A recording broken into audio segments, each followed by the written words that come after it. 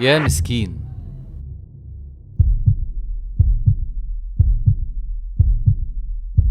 يا نساء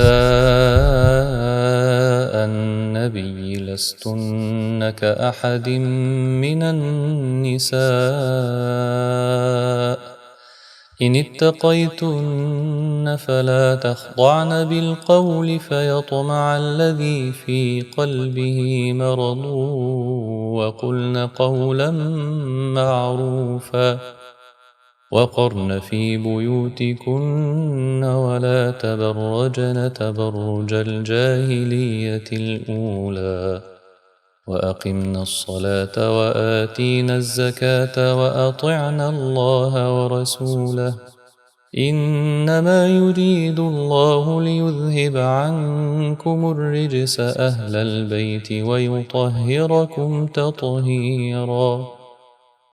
في آية احنا فاكرينها خاصة بالنساء بس، لكن هي أولى بينا احنا. فلا تخضعن بالقول فيطمع. يطمع مين؟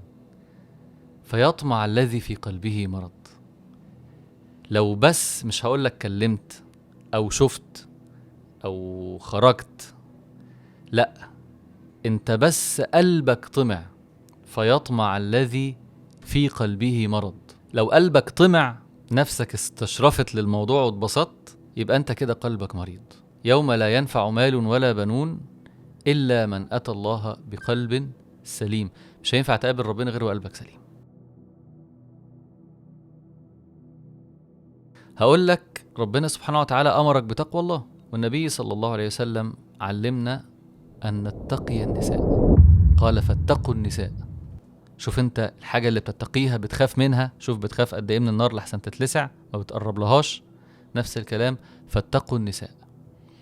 ما تركت فتنة بعدي أضر على الرجال من النساء. أكتر حاجة تضيع دينك هي النساء. تعمل ايه؟ اقفل الباب تماما تماما تماما.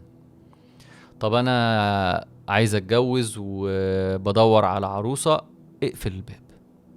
ولما ربنا سبحانه وتعالى يأذن لك بالزواج، زوجتك هتجيلك. فانت محتاج تتوب وتقفل الباب تماما.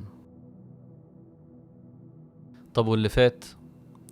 إن يتوبوا يغفر لهم ما قد سلف وإن يعودوا فقد مضت سنة الأولين. يكفيني أقول لك إن النبي صلى الله عليه وسلم في تكملة الحديث اللي أنا قلته قال فإن أول فتنة بني إسرائيل كانت في النساء. بنو إسرائيل اللي ربنا سبحانه وتعالى اصطفاهم على العالمين في زمانهم، تحولوا من شعب ربنا اختاره لأنهم بقوا قردة وخنازير.